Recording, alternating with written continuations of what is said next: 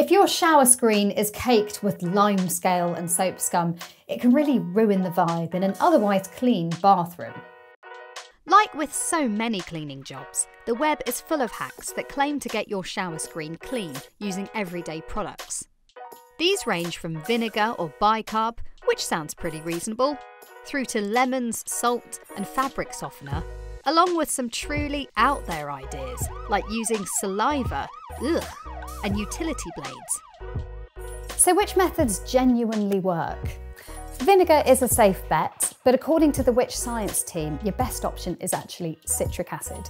It's safe and non-toxic, plus it's stronger than vinegar, so it'll be better at fighting the lime scale, and it won't leave an unpleasant smell. This is Household Hacks, tried and tested.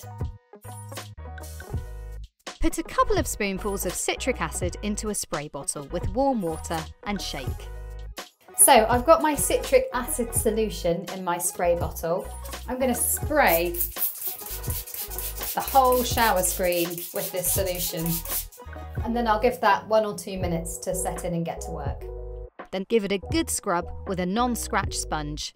Then spray your screen again and use a squeegee in downward strokes, wiping it clean each time.